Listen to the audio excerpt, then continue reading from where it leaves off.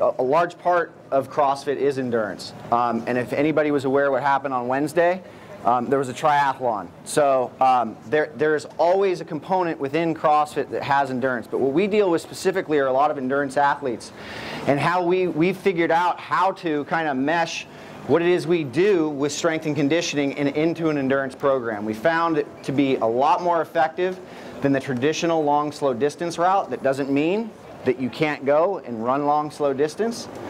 It just means we found something else. What's happened over the years is we've seen a lot of people develop a heel strike, okay? And that's actually a common thing that's even taught within the endurance world and in running. And I want to show everybody right now how effective a heel strike is for the body, okay? So, and we'll see how long. If anybody has any knee problems, don't do this, or hip or ankle issues, don't do this. But for those of you that are just fine and strong enough, we're going to do this, okay? So I want you all to just stand as in best posture you can right now, okay? So our butts are on. We're going to squeeze our butts at about 20%. So you just squeeze it, pull the belly button in, and we want to kind of pull back with that belly button. Pull the shoulders back and down, okay? Perfect. Hop up and down like you were jumping rope. You don't need to use your hands, but just hop up and down like you're jumping rope. This is the exact same thing that occurs when we run. And notice how effective and how efficient this is and how easy it is. And we could probably do this for a while, right? So if you're bouncing really high right now, try not to bounce real high and try and just bounce nice and tight and compact. Now, let go of your posture, let go of your butt, let go of everything, and notice how that feels, okay? Okay, tighten back up, bring that back into play. Relax. So, we took out them stabilizing, we took out the posture, and how many people felt it was a lot worse doing that, right? Show of hands. Okay. The only way we know how to correct something when somebody goes and is doing something within a monostructural way for long periods of time is via strength and conditioning, or introducing some sort of other conditioning protocol in order to get better muscle recruitment, okay? So that's where the CrossFit part of this comes in. Now, let's take a look at how effective that will be, what they just did with a heel strike. So what I'd like you to do is land on your heels instead of your balls of your feet and try and replicate exactly what you just did. And you can posture up, you can do whatever you like, but land on that heel and replicate it. See that? Okay, you can stop, you can stop, you can stop. How effective was that? Not very effective at all, right?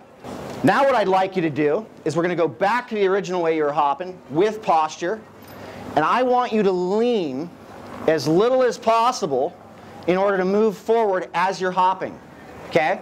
So that might kind of just look like this, and then I want you to level out. So maybe hop 3 times forward, but then continue to hop and level out, and see how little you actually have to lean in order to move forward, okay? So start in place for me.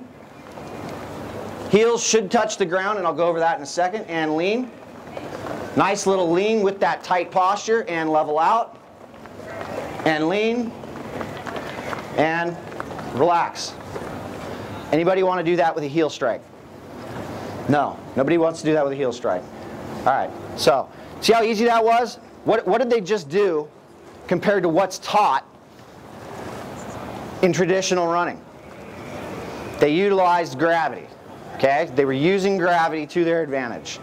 There's this universal thing that we kind of forget about when we start to fatigue, and we start to want to we want to get in all these positions where we start to produce more force, we start to break down, and we're not utilizing gravity.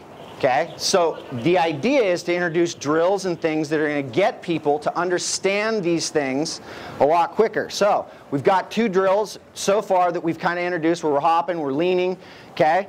Now what I'd like to do is see how many people can pull their foot up underneath themselves, directly underneath their hip, and just hold it. And when so go ahead and pull that up and just leave it there and hold it. See if your other knee can remain kind of soft so you're not locked out. And what we want to do, the most efficient and effective route for that foot to travel is up underneath the hip, and it doesn't require a whole lot of muscular effort because it's involving your hamstring, which is a large muscle group. Now, switch that by bringing the knee up front. So, it's a lot easier to do versus pulling out here, or why don't you pull your knee up 10 times? Yet, we're getting the same place if we just pull that foot up underneath the hip. First group, I just want you to jump rope in place, kind of like with all the principles we just went over. Right? Posture up, nice and tight. Let's just jump rope, nice and easy.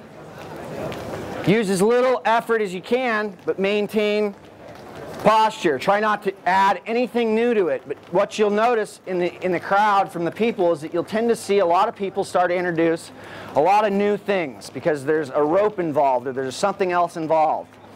What we found is that utilizing running with jump rope actually kind of fixes a lot of problems. And when people can really start to relax under the jump rope, we start to see the running mechanics start to do the same.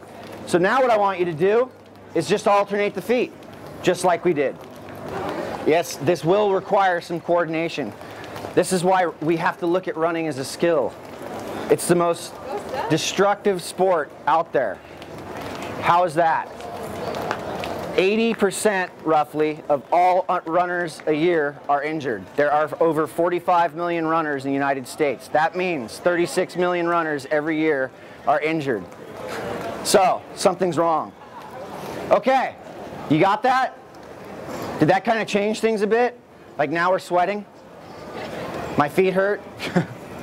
Okay, now, as soon as you get it, working alternating feet, I want you to pull and see if you can run across the mat with the jump rope. Yeah.